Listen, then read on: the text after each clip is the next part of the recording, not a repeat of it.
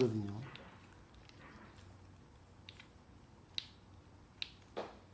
양계보살은 강아지 이뻐할 줄 말고 교육을 안 시켜. 좀 그거는 내가 좀 불만인데, 난 또 너무 엄하게 하니까 또 날 무서워하고, 또 지가 필요할 때는 나한테 오고, 어느 것이 맞는지 틀린지 모르지만 이런 우리가 공부를 통해서 한번 자신의 어떤 생각, 자신의 어떤 관계법, 상대를 살리고 죽이는 거, 그런 것을 해볼 필요가 있지 않을까. 보세요, 여기 마음은 크게 좋은 마음, 나쁜 마음 두 가지 있습니다. 그래서 육조 해능스님도 좋은 마음, 나쁜 마음 생각하지 말라, 그때그때 따라 했거든요. 또 육조 해능스님도 아무리 깨달은 스님이라도 많은 곤란한 그런 경우를 많이 당했어요. 사냥꾼들하고 같이 살면서도 그 음식을 지어서 이렇게 공양을 했는데 고기가 들어가잖아요. 근데 고기가 들어가도 이 육체능 스님은 그게 인연이니까 고기 그런 음식을 만들지 않으면 안 돼요. 요리를 해야 되겠죠. 그렇지만 육조 스님은 고기국을 끓여도 고기는 먹지 않고 그 안에 들어있는 야채만 먹었다는, 그게 육조 단경에 나옵니다. 먹고 안 먹고는 관계없어요. 그때그때 따라서 자기가 어떻게 관계를 하느냐. 그 육조 스님이 그 사냥꾼들한테 무슨 뭐 법을 설할 수 있겠어요? 아무리 설해도 들을 수 있는 그게 그릇이 되어 있지 않은데, 그러면 자기가 그냥 자기가 어떤 그런 뭐 생각을 하고 자기가 어떻게 이렇게 처세해야 되겠는가를 갖다 하고 먹지 않았을 뿐이겠죠. 먹지 마라 하지 않고. 이런 거를 좀 잘 생각을 해볼 필요가 있지 않겠어요? 그렇죠? 그 여기에 좀 제가 좀 이렇게 해설을 써놓은 거는 계속 잊지 말고 한번 보시라는 거예요. 내가 잘났다, 내가 잘한다 생각하시면 그때부터는 중생이에요. 그래서 깨달은 사람은 깨달았다 얘기하지 않습니다. 잘한다는 사람은 잘한다고 얘기하지 않아요. 그래서 그거를 말씀드리고 싶은 거예요. 항상 있지 않습니까? 항상 인간은 불완전하기 때문에 더 큰 게 생겨요. 세상에서 곤란해 보지 않은 사람은 그 사람이 인간이 아니에요. 또 시합에서 져보지 않은 사람은 성장하지 않습니다. 그렇죠? 이기고 지고 하는 그런 것이 반복될수록 그 사람이 어떤 성장이 주어지는 거지, 그렇지 않으면 안 되거든요. 그죠? 그리고 잘 보시면 되겠어요. 제가 다시 한번 앞에 이제 원문에 들어가서 정리를 한번 해볼 필요가 있지 않을까 하는 생각을 해봅니다. 자, 처음에 들어가서 남전 선생님이 이제 법문을 하셨습니다. 간단하게. 마음은 부처가 아니요, 지혜는 도가 아니다. 거기서 여러분은 뭘 느끼시겠어요? 반야심경에 색불이공 공불이색, 색즉시공 공즉시색을 느끼지 않을겠어요? 우리는 차별세계 면에서 좋다 싫다 봅니다. 근데 그거를 공으로 돌려라. 좋은 건 나쁜 것도 없다. 하지만 그 순간 또 자기 입장에서 좋은 거 나쁜 걸 딱 이렇게 내세웁니다. 또 그때 다시 뭐예요? 공으로 돌려라. 그때 조절이 되면 되는데 조절이 안 되기 때문에 문제예요. 인간은 이 그 페이스 조절이 안 되면 항상 오바를 하거나, 항상 그 오바를 하기 싫어서 입을 닫아버리죠.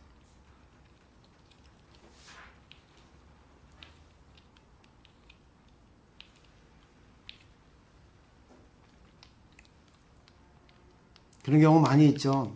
그죠? 그래서 무문스님이 이제 얘기하죠. 이 남전스님의 어떤 공안에 대해서, 본문에 대해서, 화두에 대해서 이제 얘기를 합니다. 남전스님은 생각해야 될 거예요. 왜 그렇게 중요한 얘기를 쓸데없이 입냄새 풍기면서 얘기합니까? 그리고 집안에 추한 걸 예보이잖아요.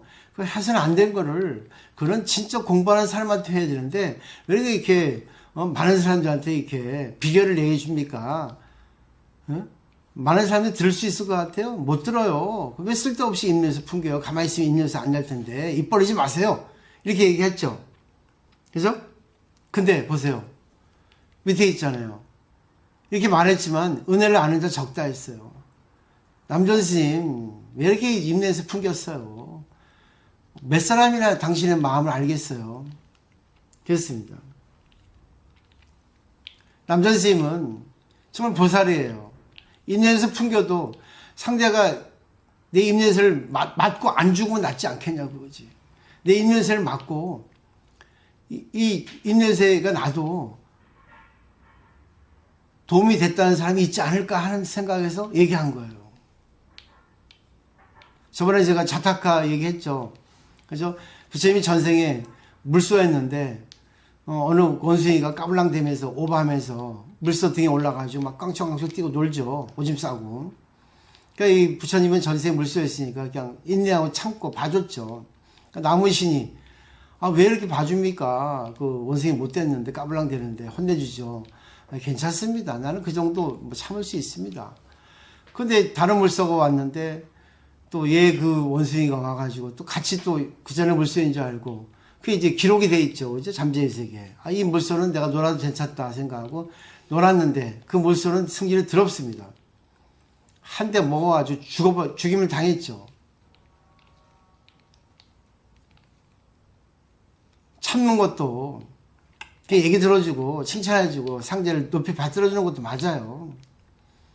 근데 그렇게 돼버리면 그게 진짜인 줄 알고 내가 고구마 이렇게 푹 퍼지게 삶았듯이 그 사람이 나중에 그거 죽거든. 그게 진짜인 줄 알고 까불랑대하다가 지 나중에 그거 가지고 크게 실수를 하는 경우가 생긴단 말이에요. 부처님께서 전생에 물쏘였을 때 원숭아 까불면 죽는다 이렇게 충고라도 한 번 했든지 아니면 원숭이가 좀 못됐으면 한 방 쳐버리든지 네? 이렇게 좀 했으면 원숭이는 죽지는 않았을 거 아니냐. 어느 게 맞는가는 몰라요. 그때그때 따라서 참을 건 참고 그때그때 따라서 상대에게 칭찬해주면 해주는데 그래가지고 그 사람이 업이 증장됩니다. 경우에 따라서. 제가 한 10몇 년 전만 해도 운전을 참 좋아해서 속도를 많이 기대서 무려 한 300km까지 밟은 적이 많아요. 너무 속도를 좋아하니까. 근데 그때 되면 이제 옛날에는 우리가 30년 전에는 이 도로교통법이 이제 아주 엄수 되어져서 고속도로 가면 1차선은 추월선이라고 못 달리게 돼 있어. 2차선만 경부선이 2차선밖에 안 됐잖아요. 2차선이 100km라 규정 속도가. 그래서 1차선은 2차선에서 100km 이상으로 자기가 추월하고 싶다, 좀 빨리 가고 싶다 할 때 그때 이제 1차선이 허용되는 것이 추월선이거든. 그리고 옛날에는 또 1차선에는 사업용 자동차, 트럭이나 봉고는 못 다니게 돼 있었어요. 거기 들어오면 걸려요. 차선 위반으로. 벌금 내야 돼. 그래가지고 좌회전 할 때 외에는 이 트럭은 못 다니게 돼 있다고, 1차선을. 요즘은 뭔지 도로교통이 바뀌었는지 아닌지 모르는데, 1차선도 트럭이 다니고, 봉고도 다니고, 특히 SUV차는 수용차 들어가는지 잘 모르겠는데, 그러더라고. 근데 그건 좋아. 근데 문제는 고속도로라. 요즘 고속도로가 4차선까지 이렇게, 설치된 데 많더라고요. 그럼 1차선은 거기 써 있어. 1차선은 추월선이에요. 아무도 못 다니게 돼 있어. 2차선은 수용차고, 3차선은 이렇게 돼 있다고, 4차선은. 그렇죠? 근데 대부분 1차선은 다 운전 못하는 사람들이 대부분 다녀. 100km 딱 다니는 사람들.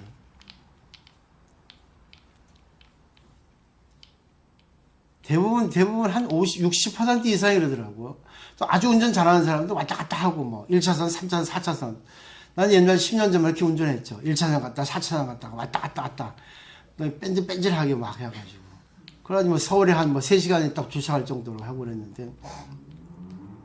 그때 저는 젊고 운전할 때만큼 제가 이제 스님이 아니니까 막 했어요. 그래서 1차선에 100km 가면 그냥 확 밀어버려요. 겁을 줘버려. 요즘 같은 난폭 운전이지. 그지? 그때는 그런 게 없었거든. 왜?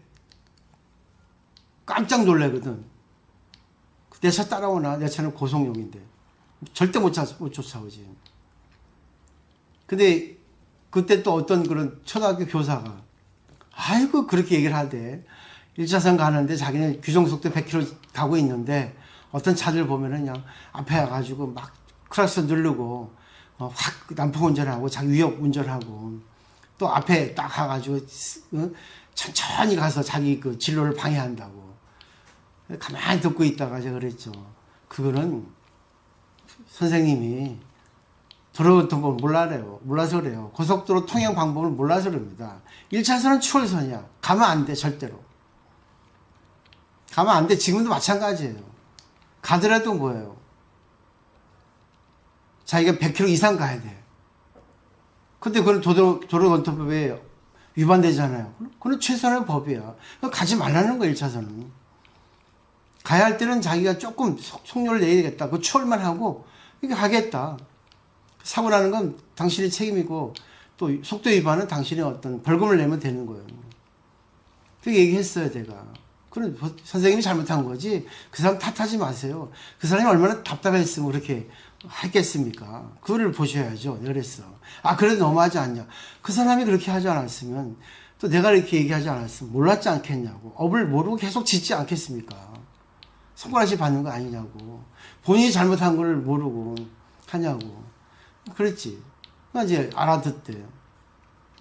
그죠? 지금은 안 그래요. 왜? 아이고, 그래. 귀찮다, 나도 이제. 당신이 그럼 업인데 뭐. 요즘 그렇잖아요. 그냥 뭐, 문명이 발전돼가지고 뭐, 돈만 있으면 다 차를 할 수 있고, 돈만 있으면 면허증 딸 수 있는데 뭐. 그죠? 운전 어떤 매너가 없거든, 운전 매너가. 지금은 그러나? 안 하지. 지금 양보 운전이 거의 90%예요. 그렇지만 또 어떤 때 확 질러버리지. 왜? 이 사람이 고의로 이렇게 운전하면 가만히 안 있어요. 확 밀어버리지. 한 10cm 정도 가서 부딪혀 정도로 이렇게 운전 잘하니까 나야. 싹 빼버리지. 내 차를 내 마음대로 할 수 있으니까. 이 차는 좋은 차일수록 자기가 마음대로 이렇게 운전하면 팍팍 가거든. 이 조금 안 배기량이 얕은 차는 자기 마음대로 움직이지 않지만. 제가 이 말을 왜 드리냐면, 그때그때 따라서 다르다는 거예요. 어느 것이 정답이라는 건 없어요. 며칠 전에도 제가,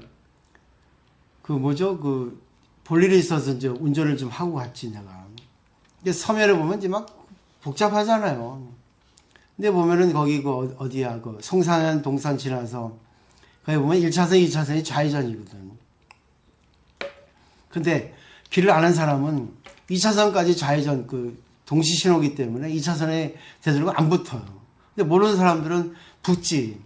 하다가 좌회전이니까 동시 신호인데 좌회전이니까 동시 신호 지나고 좌회전이니까 2차선까지 좌회전 안 하거든.